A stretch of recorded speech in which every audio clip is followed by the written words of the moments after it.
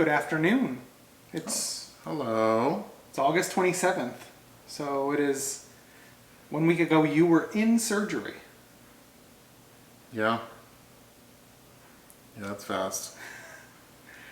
It's been a rough week for me as the caregiver, for you as the patient. Yeah. I think the hardest thing for me, at least, or one of the hardest things for me, is the change in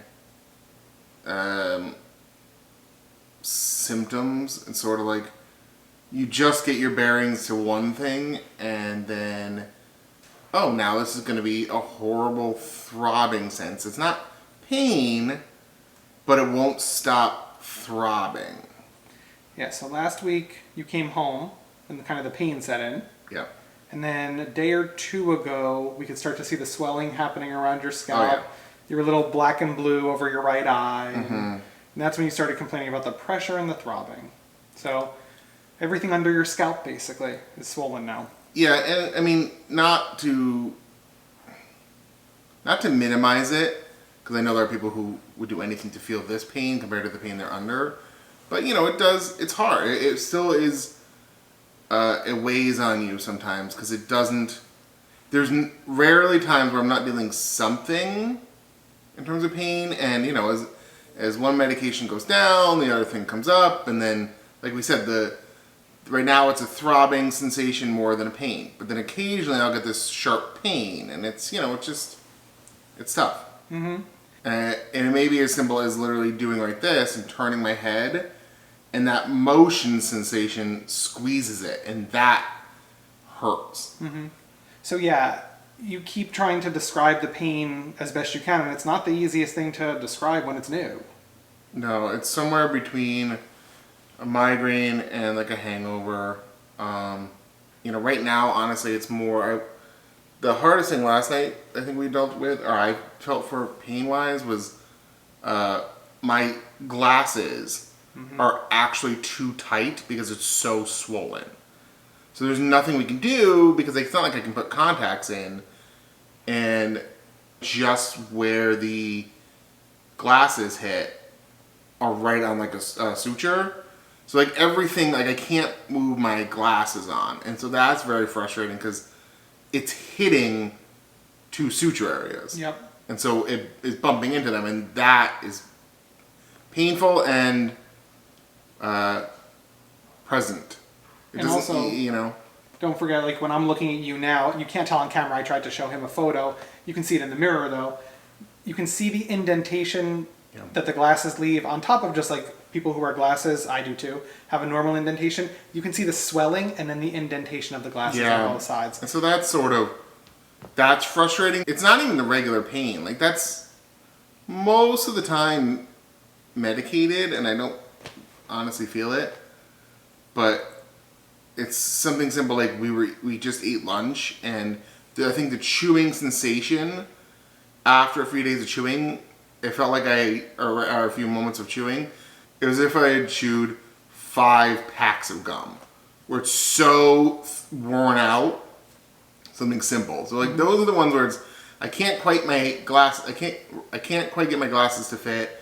I can't quite get the chewing to hurt. So like little things like that are just, potentiation is getting worse, where I just can't say, oh good, I got my bearings for that one. So that one's hard. Mm-hmm. Like every advancement you make, something else new comes up. Yeah. Today was the first time at lunch too that when I was sitting across the table from you when you were chewing, I could actually see the sutures on the front there. Yeah. Like the muscle moving as you're chewing, so it's no surprise you're noticing muscle pain and things now. So one of the hardest things for me in talking to Ed is he has these weird pains and weird things that to him are super strange, hurt terribly, I imagine. But I'm sitting on this side and I'm watching and I'm like, oh yeah, I see your sutures moving. And it's hard to tell him that like, oh, it makes sense that you're feeling that without also minimizing that you're feeling it. That doesn't come across well, but you can't see the side of your head when you're eating. Yeah. So it's like weird things like that. Those discussions are very difficult for us to have because to me, I see it and it makes sense, and to you, it just hurts. Yeah, I think that's a big barrier right now, is that I just feel, oh, this hurts. ow, ow, ow. And I can't tell you, it is sort of like a young child. I can't explain, it's just, this hurts, make it stop, and move it away. Mm-hmm. And honestly, I'm realizing that this is our first time, I think, that I've stood to this side of you. And, oh, yeah. And it hurts more because you're on this side, so I might be hearing you more.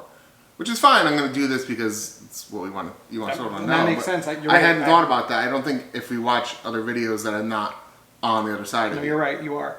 And I think all of them. Yes. Yep. So this one is a little more painful, just because I'm different sensory. Things you wouldn't think of. Yeah. But you're graduating forward a little bit with things as the doctor clears you. Yesterday, you were dying for coffee, and we were able to go run out to Dunkin' Donuts for you in the car. All right, Starbucks would have been better. There's no Starbucks close enough for yesterday. Horrible. But you were in the car yesterday. Yeah, we did. We actually did go in the car, and we were okay. It leads to your fear for today of, after we finish filming this, we're going to take a break, and then we are picking up our puppies. Which, in any other world, would be the best day of my life, because I'm such a dog person. Like, I love our dogs. I'm honestly afraid how I will react to them. I'm scared that I feel like I can't react to them a way that will make sense to them, and that's upsetting to me.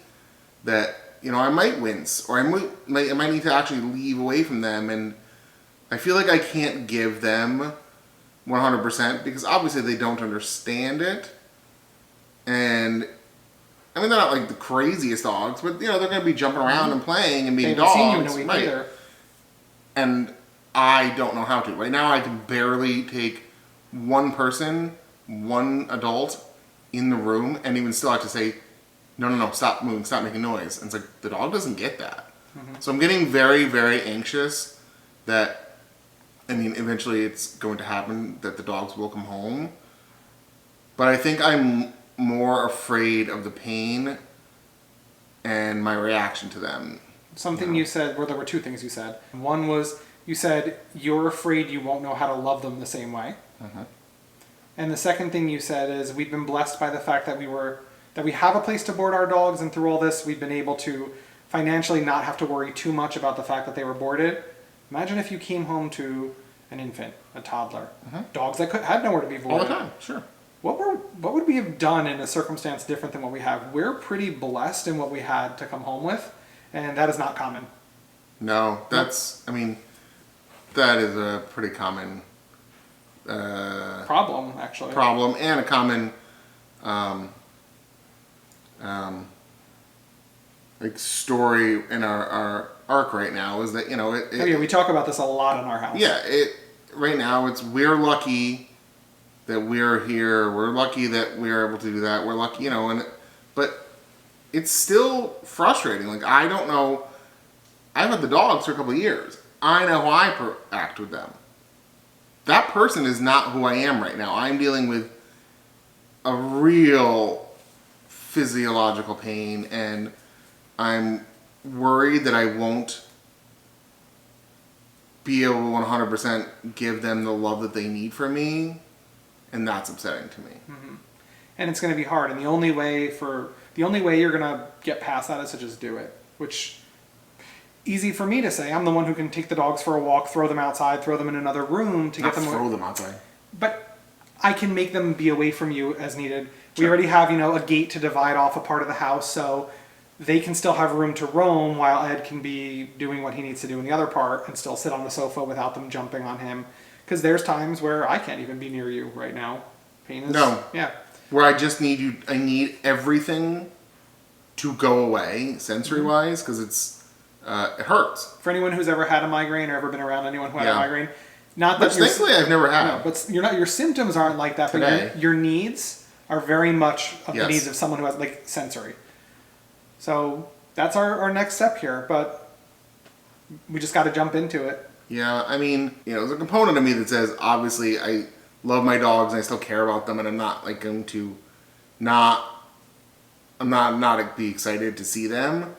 I'm just afraid that the first time they bark the doorbell's ringing with Amazon, Right. Publix, and deliveries and stuff. Right. Yeah. It's like that little thing. That's what I'm afraid of. They're gonna bark, and I say stop, stop, stop, and like they don't know. They're just being a dog. They're doing their job as a dog, which I don't know. I think that's my thing. There's a part of me would love 2 more weeks of give them. Look, we watch their cameras every day. Oh yeah, the boarding place has webcams. They are so happy out there, and like they're playing every day and whatever. And it's like, I can't do that for them. No, but fortunately we have resources that can. We have all of our neighbors and friends in the community here have dogs. Yeah.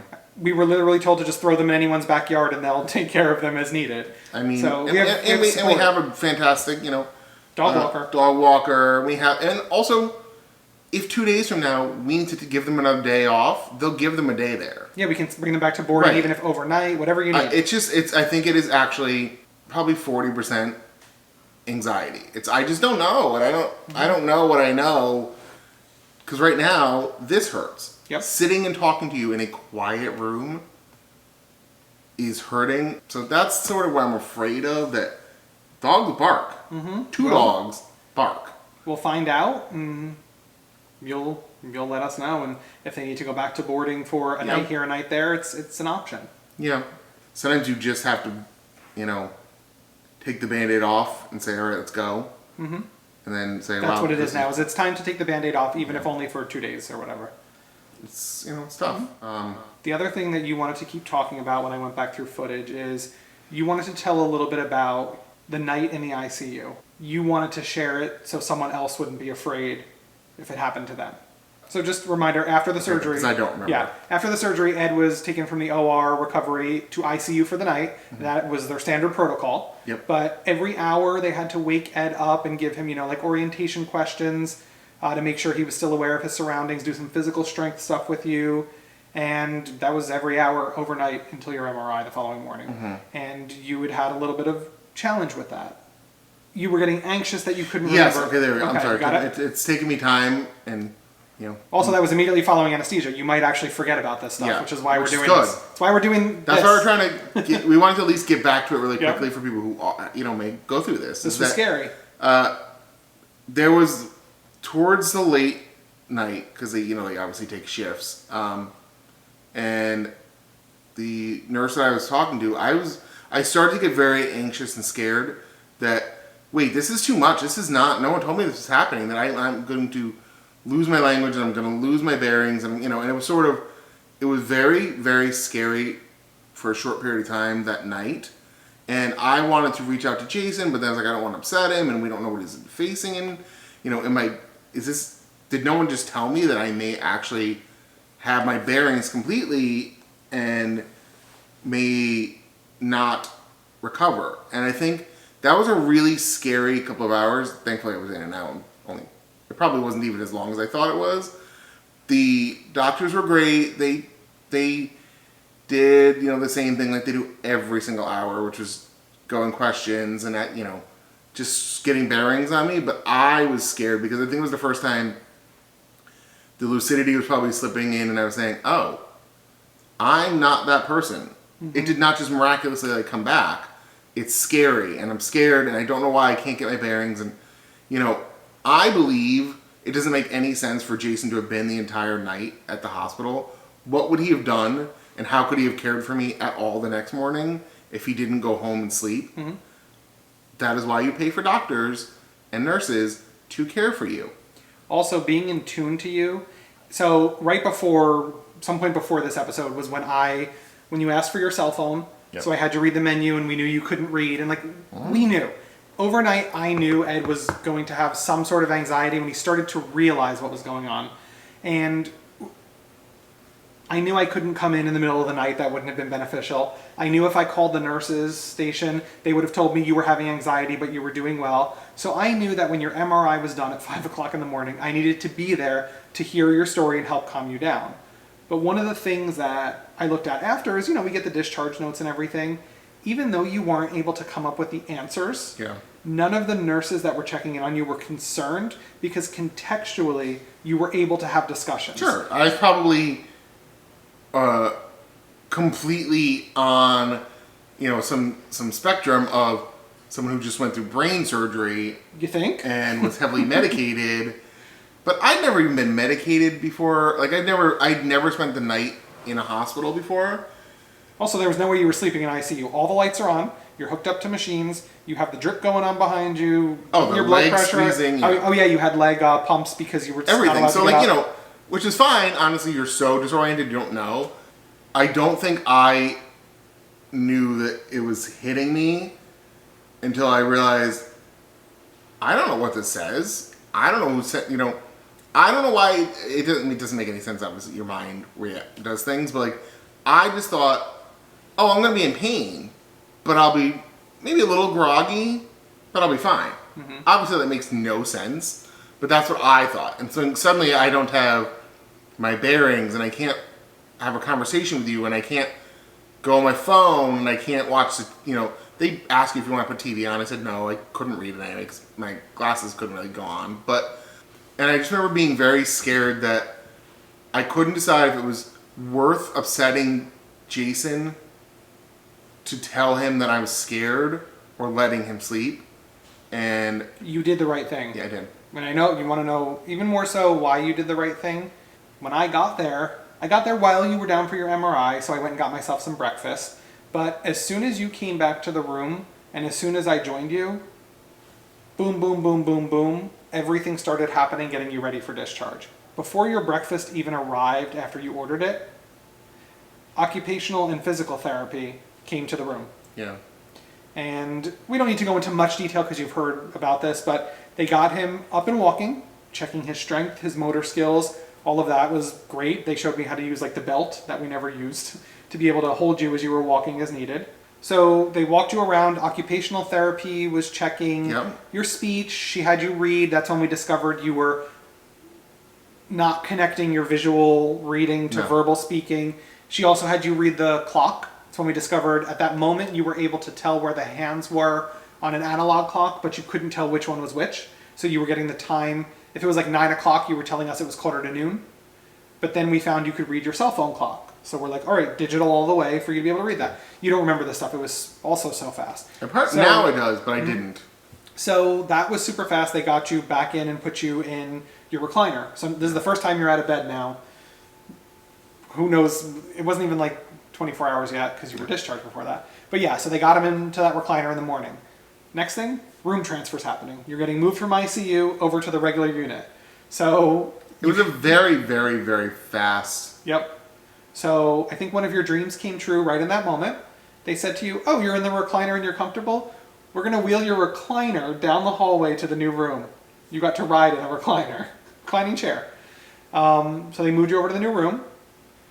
Almost immediately after that, the nurses were working with you, getting a lot of the things disconnected because you didn't need to be on the monitors from ICU anymore. Then the doctor and the PA came in. And that's where we got the report that the radiology report from that morning. I remember parts of it, but some parts I don't. At the end of the day, I think it was medication. Yeah, you were still... I was so groggy. Well, also, anesthesia was still in your system. They say, it takes a week, so you're probably just clearing it now. So just to close up that whole speedy morning, you went for your MRI, I want to say about 5:30. I think I joined you like 7 because I went for breakfast when they opened. All of that happened from 7 to like 9:30. OT, PT, room shift, doctor, PA, discharge instructions. And then at like 11 or like 9:30, they're looking at you. So what time do you want to go home? In the nice way. Like they weren't saying get out, but they're like, what time do you want to plan for discharge so we can start to spread out all the information we need to get ready for you? I think that was right about when you finally got to eat the breakfast that switched rooms with you because you never got to eat it. You ordered some lunch. They gave us the discharge instructions. And by 12:30, we were in the car, 1 o'clock. So that's how fast the morning happened because, okay, let's be real. 1, insurance wants you out of that hospital the minute the doctor says you can be out. But 2, your surgeon wants you out of that hospital as soon as he can get you out of that hospital so you can recover. Because you're not going to sleep with those lights on. All the beepings of the machines, everyone checking on you. They want you to go home and recover once you're safe too. So there was 2 pressures there, but we got out and we got home. Yeah. There's a component of me that still wishes a day. I understand why you thrust the system out of there, but it's like I don't know. That felt very fast to me. Technically, your surgery was still considered an outpatient surgery, even though you That's stayed the night in crazy. ICU. Well, my mother's breast cancer surgery, and in the morning and in the afternoon, Yeah. both of them. So this one of the things that we keep talking about is this surgery sounds so complicated, so in-depth, so overwhelming, but for whatever reason, it's not. I mean, it is to us. To us, it is. But to the Well, it's a actual major surgery. but to the scope of, like, I guess, the surgical world, this is just more impactful to us than it actually is body and medically wise. I don't know why. It I doesn't. go back and forth on that. I have opinions as the patient and also the caregiver that a couple of hours not feeling like I was rushed out might have been okay. Whereas like, well, you don't even need your bed. We'll just put you in a recliner. Okay, we'll get you from the recliner to the car. It was very, very, very rushed, which I understand is the idea.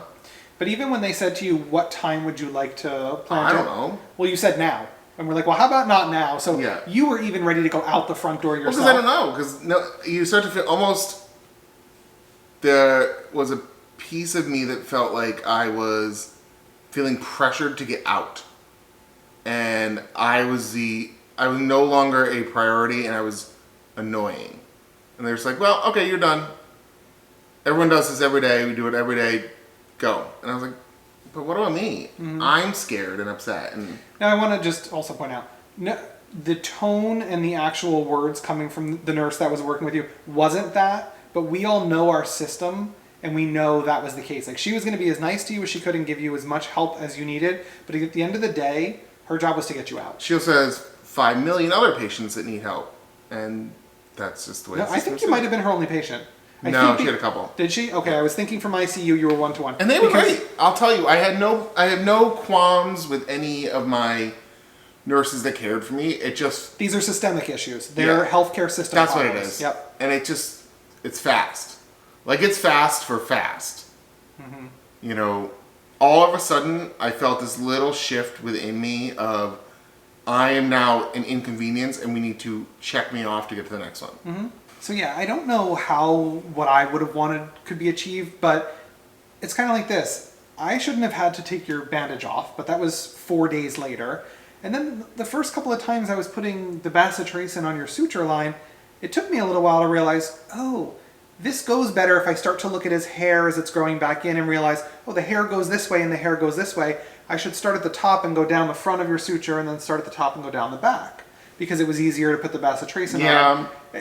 You're I not should have a been doctor. shown. I'm not. It shouldn't be on me to figure that No. out. And again, I keep saying this. The caregiving video is coming. Ed and I are talking about topics that we want to put in it because we really want to touch on the good, the bad, the ugly. Most of it's bad and ugly, but we want to touch on that to normalize it. So we're keeping track and talking about those Yeah, things. I It mean- is coming because there's new things every day to add to it. Even if you were a nurse, it You're is not my different. patient. Right. You're my husband. It is different. It's just different. Why should I be figuring Why- these things out? Yeah. How are you figuring out to Also, do why do I have to sutures? still be looking at you with staples and bundles of cotton stuck in them? Yeah, no one like simple like that. My vanity with this is like about as low, thank God, as it can be. I know for some people it's a big deal, and that's up to them. But like, there's a couple chunks that like, no one could just teach you how to take it appropriately, or let you go somewhere to have it removed. yeah, there's no close nurse that could have just said, oh, it probably could have been 3 minutes for them because they do this all the day. I don't know. When you really take a look at the list that we have at the very end of things that I shouldn't have to do, even in the scope of a caregiver, No. the list shouldn't. It's getting too long already. It's Yeah. too, and then you add magnitude to some of the things. No. Like, So bravo to everyone out there caregiving for anything. yeah, please, because I don't know, you know, there's one thing to be like a parent to the child, but you're also not the pediatrician, You keep taking the parent to child example. You are not my child. right? That's another thing. I don't care for you like you're my child. No. I shouldn't have to. Shouldn't have to. Yep. At the end of the day, you are not the one who does the inoculations for your child. You would take them to a pediatrician, and the pediatrician would take them and give them their shots. And You wouldn't be it's- like, I'll just send them home No. and I'll just figure out how to give shots. yeah, they don't give you the shots at home to give to your kids. Also, because that's crazy. That'd be neglect. well, how But- traumatic is it when you go to the doctor with Right. your kids? Parents are traumatized. Why? Why am I cutting your bandage off? Anyway, So that there's a lot of that. That really Yep. sums it up right there. Yep. What in what world? So I think that's it. I mean, to spin it back to more positive, overall, more good than bad days, Mm-hmm. more good and bad chunk times, but still a lot to do for us, and a lot to do for society. Mm-hmm. So again, thank you for joining us on this update. Yeah. As Ed's doing better, more to come. As the dogs come home, we'll let you know how all that's going, and we'll keep you posted. At least they're cute and happy. They are. Yeah. So thank you for being there for both of us. Yeah. Continued through all of this. We'll keep you posted. Yeah. Thank you. Thanks.